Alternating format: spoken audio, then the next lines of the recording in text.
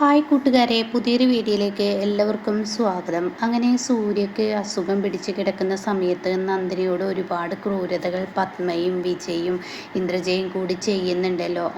ഇപ്പോൾ തൊട്ട് മുന്നേ പറഞ്ഞ ആ ഒരു കഥയുടെ ബാക്കിയാണ് കേട്ടോ പറയുന്നത്. അങ്ങനെ സൂര്യയുടെ അടുത്തോട്ട് നന്ദിനി എത്തുകയാണ്. പിന്നീട് നന്ദിനിയും സൂര്യയും ഒരു മനസ്സെന്ന പോലെ ജീവിച്ച് തുടങ്ങാനായിട്ട് അവരുടെ ഇടയിൽ ഭാര്യ ഭർത്താവായി ജീവിക്കാൻ തന്നെ അവർ മുന്നോട്ട് പോവാണ് കേട്ടോ. അങ്ങനെ നന്ദിനിയോട് ചോദിക്കുന്നുണ്ട്, നന്ദിനി നീ എന്താ എൻ്റെ കാല് പൊള്ളിയിട്ടും നീ എൻ്റെ അരികിലോട്ട് വരാത്ത, ഞാൻ ഒരുപാട് തവണ ചോദിച്ചല്ലോ എന്നൊക്കെ ചോദിക്കുമ്പോൾ നന്ദിനി അതിന് ഉത്തരം പറയാതെ അവിടെ നിന്ന് ഒഴിഞ്ഞു മാറുകയാണ് കേട്ടോ.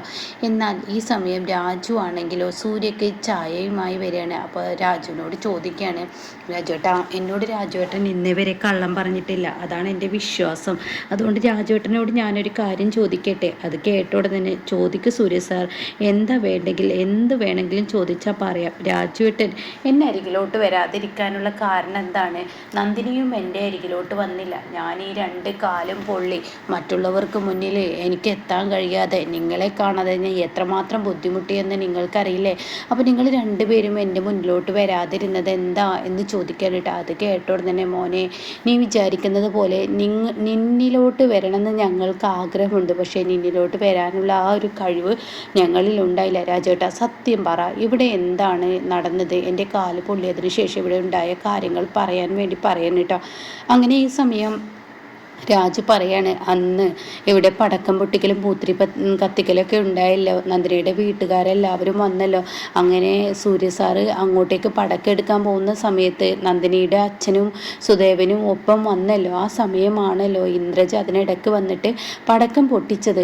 എന്നിട്ട് മനഃപൂർവ്വം സൂര്യ സാറിൻ്റെ കാല് പൊള്ളിച്ച. എന്താ നീ പറയുന്നത്? ഞാനത് കണ്ടില്ല. അതെ, സൂര്യ സാറിൻ്റെ കാല് അവർ മനഃപൂർവ്വം പൊള്ളിച്ചതാണ്. എന്നാൽ ഇത് നന്ദിനി കണ്ടു. പിന്നീട് ഹോസ്പിറ്റലിൽ വെച്ച് എല്ലാ കുറ്റങ്ങളും കൂടിയിട്ട് നന്ദിനിയുടെ പേരിലിടാൻ നോക്കി. അതിനു മുന്നേ പത്മ മേഡം നന്ദിനിയുടെ അച്ഛനെയും അതുപോലെ തന്നെ മുത്തശ്ശിയെയും അനിയത്തിമാരെയും സ്വന്തം മകളുടെ ഭർത്താവിനെ കാല് പൊള്ളിച്ച വ്യക്തിയാണ് നിങ്ങൾ എൻ്റെ മകനെ കൊല്ലാൻ നോക്കി. അതുകൊണ്ട് മര്യാദയ്ക്ക് ഇവിടെ നിന്ന് ഇറങ്ങി പോകണമെന്ന് പറഞ്ഞിട്ട് ആ പാവങ്ങളെ ഒരുപാട് ആട്ടും തുപ്പൊക്കെ പറഞ്ഞ് അവരിവിടെ നിന്ന് ഇറങ്ങി പോകുന്ന ഒരു രംഗം കാണേണ്ടതുണ്ട്. എന്നാൽ നന്ദിനി ഇവിടെ ഉണ്ടായിരുന്നില്ല. നന്ദിനി ഹോസ്പിറ്റലായിരുന്നു. അതിനുശേഷം അവരെ ഇവിടെ നിന്ന് ഇറക്കി വിട്ടതിന് ശേഷം നന്ദിനിയെ അവിടെ നിന്നും ഇറക്കി വിടാൻ ശ്രമിച്ചു. നന്ദിനിയോട് ഒരുപാട് കാര്യങ്ങൾ ഈ പറയുന്ന പത്മ മേഡവും ഇന്ദ്രജ മേഡവും പറഞ്ഞു. എന്നിട്ട് ഇന്ദ്രജ മേഡം പത്മ മേഡത്തിൻ്റെ മുന്നിൽ വെച്ച് വീണ്ടും ഒരു കഥ ചമഞ്ഞു. അതായത് നന്ദിനിയുടെ അച്ഛൻ സുദേവനാണ് ഈ കാല് പൊള്ളിച്ചത് സൂര്യയുടെ എന്നുള്ള സത്യം. അത് കേട്ട നന്ദിനി മേഡം അത് കേട്ട പത്മ മേഡത്തിന് ദേഷ്യം സഹിക്കാനാവാതെ നന്ദിനിയുടെ നേർക്ക് വന്നപ്പോൾ ഉടൻ തന്നെ സഹി കെട്ട നന്ദിനി ഇന്ദ്രജയെ അടിച്ചു എന്ന് പറയാൻ കേട്ടോ. എടി വൃത്തി കെട്ടവളെ, നീയല്ലേ ഈ പണി ചെയ്തത്? എന്നിട്ട് എൻ്റെ അച്ഛൻ പോകുന്നത് കണ്ട് മനഃപൂർവ്വം സൂര്യസാറിൻ്റെ കാല് പൊള്ളിക്കുകയും സൂര്യസാറിനെ കൊല്ലാൻ ശ്രമിക്കുകയും ചെയ്തിട്ട് നീ എൻ്റെ അച്ഛൻ്റെ തലയിലിട്ട നിന്നെ ഞാൻ വെറുതെ വിടില്ലടി. രക്തബന്ധത്തിൻ്റെ വില എന്താണെന്ന് നിനക്ക് അറിയില്ലടി. അതുകൊണ്ടാടി നീ ഇങ്ങനെയൊക്കെ കാട്ടുന്നത്. രക്തബന്ധത്തിൻ്റെ വില അറിയായിരുന്നെങ്കിൽ ഒരിക്കലും ഇങ്ങനെ ഒരു പ്രവൃത്തി ഒരു ആങ്ങളയോടും ആരും ചെയ്യില്ല. ഒന്ന് നീ ചിന്തിക്കണം. നീ നിൽക്കുന്ന നിൻ്റെ അമ്മയുടെ ആ ഗർഭപാത്രത്തിൽ തന്നെയല്ലേ സൂര്യസാറും ജനിച്ചത്? അപ്പോൾ എന്താ ചിന്തിക്കേണ്ടത്? എൻ്റെ രക്തത്തെ ഞാൻ എന്തെങ്കിലും ചെയ്തു കഴിഞ്ഞാൽ തീർച്ചയായും ചിലപ്പോൾ മരണം മുന്നിൽ വരുമെന്ന് പറയാൻ പറ്റില്ല. സൂര്യസാറിന് എന്തെങ്കിലും വന്നായിരുന്നെങ്കിൽ എന്തായിരുന്നു സ്ഥിതി? ഇനി സൂര്യസാറിന് എന്തെങ്കിലും വന്നാൽ നിന്നെ ഞാൻ വെറുതെ വിടില്ല എന്ന് പറഞ്ഞ് ഇന്ദ്രജയെ അടിച്ചു എന്ന് പറയുന്നു കേട്ടോ. ഇത് കേൾക്കുന്ന സൂര്യക്ക് വിശ്വസിക്കാനാവുന്നില്ല. രാജേട്ട എന്തായി പറയുന്നത്? നന്ദിനി അടിച്ചെന്നോ? അതെ, നന്ദിനി അടിച്ചു എന്ന് പറയാൻ കേട്ടോ. അപ്പോൾ ആ സമയം നന്ദിനിയാണെങ്കിൽ അടുക്കളയിൽ പണിയെടുക്കുകയാണ്. അങ്ങനെ സൂര്യക്ക് സഹിക്കാനാവുന്നില്ല. സന്തോഷം കൊണ്ട് സൂര്യ കൈ കൊട്ടിയിട്ട് അട്ടഹസിച്ച് ചിരിക്കുകയാണ് കേട്ടോ. രാജേട്ടാ എൻ്റെ നന്ദിനിക്ക് ഇങ്ങനെ ഒരു മുഖമുണ്ടോ?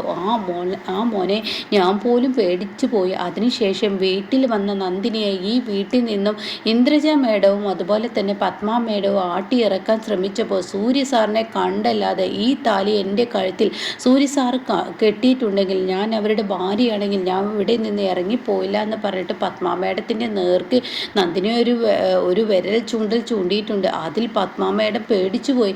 ഇതൊക്കെ കേൾക്കുന്ന സൂര്യക്ക് ചിരിയടക്കാൻ കഴിയുന്നില്ല കേട്ടോ. സൂര്യ അട്ടഹസിച്ച് ചിരിക്കുകയാണ്, ഒപ്പം രാജുവും ചിരിക്കുകയാണ് കേട്ടോ. അങ്ങനെ ഈ ചിരി കേട്ടിട്ട് പത്മയും ഇന്ദ്രജയും എന്താ ഇപ്പോൾ ഇവിടെ ഇത്ര വല്ലാത്ത ചിരി എന്നറിയാൻ വേണ്ടി ആദ്യം ഇന്ദ്രജയും വിജയും കൂടിയിട്ടാണ് കേട്ടോ വരുന്നത്. കാരണം ഇവരൊക്കെ പേടിച്ച് നിൽക്കുകയായിരുന്നു. പക്ഷേ റൂമിൽ നിന്നും നന്ദിനി സൂര്യയുടെ ചിരി കാണുമ്പോൾ ഇവർ ഓടി വെത്തുകയാണ്. എന്താ എന്ന് ചോദിക്കാനായിട്ട്. അപ്പോഴേക്കും പത്മ വരുന്നുണ്ട്. എന്നാൽ ഈ സമയം നന്ദിനിയും താഴോട്ട് ഈ ചിരി കേൾക്കുമ്പോൾ എന്താ ഇപ്പോൾ സൂര്യ സാർ കുറേ നാളത്തിന് ശേഷം ഇങ്ങനെ ഒരു ചിരിക്കുക, ഇത്രമാത്രം എന്ത് സംഭവമാണ് അവിടെ നടന്നിരിക്കുന്നത് എന്നറിയാൻ വേണ്ടി നന്ദിനി അടുക്കളയിലെ പണി അവിടെ ഇട്ടിട്ട് സൂര്യയുടെ അരികിലോട്ട് വരികയാണ് കേട്ടോ.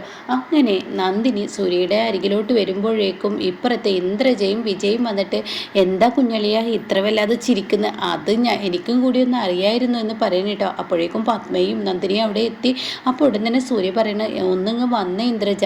അപ്പോൾ അത് കേട്ട ഉടൻ തന്നെ ഇന്ദ്രജ എന്തിനാ എന്നെ വിളിച്ചത്, നീങ്ങ് വായോ, നിന്നോട് കുറച്ച് കാര്യങ്ങൾ പറയട്ടെ, നിന്നോട് എനിക്ക് പറയണമെന്ന് തോന്നി, അതുകൊണ്ടാണ് ഇങ്ങോട്ടേക്ക് വരാൻ പറഞ്ഞത്.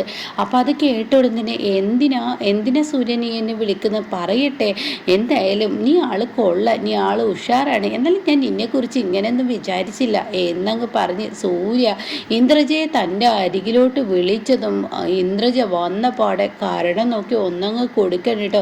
എടി വൃത്തികെട്ടവളെ, നീ ഇത്ര ഭീകര ജന്മമാണോ നിൻ്റേത്, ഞാൻ നിൻ്റെ കൂടപ്പിറപ്പല്ലടി, എന്നിട്ട് നീ നിൻ്റെ വാശിക്കും വൈരാഗ്യത്തിനും വേണ്ടി നീ എൻ്റെ കാലിൽ ആ പടക്കവും പൂത്തിരിയും ഇട്ട് കത്തിച്ച് നിനക്ക് എങ്ങനെ കഴിഞ്ഞടി എൻ്റെ കാല് ഈ തരത്തിൽ പൊള്ളിക്കാൻ എന്ന് പറഞ്ഞിട്ട് സൂര്യ ആ ഇരുന്നോടുന്ന് ഇന്ദ്രജയുടെ മുടിയിലങ്ങ് പിടിച്ച് തലങ്ങും വിലങ്ങും ഇന്ദ്രജയെ ഇട്ട് അടിക്കാനിട്ട്. അപ്പോഴേക്കും പത്മക്ക് ദേഷ്യം പിടിക്കുകയാണ്. എന്താടാ നീ കാട്ടുന്നത്, മിണ്ടരുത്, നിങ്ങൾ അമ്മയാണെന്ന് പറഞ്ഞ് ഇവൾ ചെയ്യുന്ന തെറ്റുകൾ കൂട്ടുപിടിക്കല്ല ചെയ്യേണ്ടത്, ഇവളാണ് എന്നെ ഈ അവസ്ഥയിലാക്കിയത്.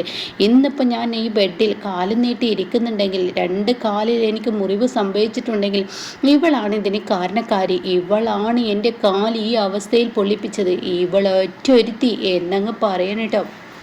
അതങ്ങ് കേൾക്കുന്നതിനോടുകൂടി ഉടൻ തന്നെ ഇന്ദ്രജ അത് പിന്നെ മിണ്ടരുത്, ഇനി നീ ശബ്ദിച്ചാലുണ്ടല്ലോ. അപ്പോഴേക്കും പത്മ പറയണേ, നീ നിൻ്റെ ഭാര്യയുടെ വീട്ടുകാരെ രക്ഷിക്കാൻ വേണ്ടിയിട്ട് നീ ഓരോ കള്ളം പറയണ്ട, നിൻ്റെ കാല് പളിച്ചത് ഇവളുടെ അച്ഛനാണ്. അപ്പം നന്ദിനി പറയണേ, ദേ വായിൽ തോന്നിയത് വിളിച്ചു പറഞ്ഞാലുണ്ടല്ലോ എൻ്റെ സ്വഭാവം മാറും, എൻ്റെ അച്ഛനല്ല ചെയ്ത് ഈ നിൽക്കുന്ന എന്ന് പറയുമ്പോഴേക്കും നന്ദിനി ഇവരെ പോലെയുള്ളവരോട് സംസാരിച്ചിട്ട് കാര്യമില്ല. അപ്പോഴേക്കും ഇന്ദ്രജ അവിടെ നിന്ന് ഓടുകയാണ് കേട്ടോ.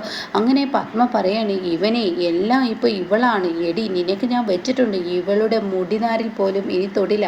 എന്നിട്ട് നന്ദിനിയോട് പറയണം, നന്ദിനി നിനക്ക് ഇങ്ങനെ ഒരു പുതിയ മുഖമുണ്ടില്ലേ, എങ്കിൽ നിനക്ക് ഇങ്ങനെ ഒരു പുതിയ മുഖമുണ്ടായിരുന്നെങ്കിൽ നീ എന്തുകൊണ്ട് നന്ദിനി ഇതുവരെ അത് പുറത്തെടുത്തില്ല, നീ അത് പുറത്തെടുക്കണമായിരുന്നു, ഇവറ്റങ്ങളെ പോലെയുള്ളവരോട് നീ അത് ചെയ്യണമായിരുന്നു, എങ്കിലാണ് ഇവറ്റങ്ങളൊക്കെ ഒരു ബുദ്ധിയും ബോധവും വരുള്ളൂ, ഇവറ്റങ്ങളോട് നീ അങ്ങനത്തെ രീതിയിൽ പെരുമാറണമായിരുന്നു എന്നൊക്കെ ഇങ്ങനെ പറയുമ്പോൾ ഉടൻ തന്നെ നന്ദിനി രാജുവേട്ടനാണോ? അപ്പോഴേക്കും രാജു അവിടെ നിന്ന് ഓടുകയാണ് കേട്ടോ.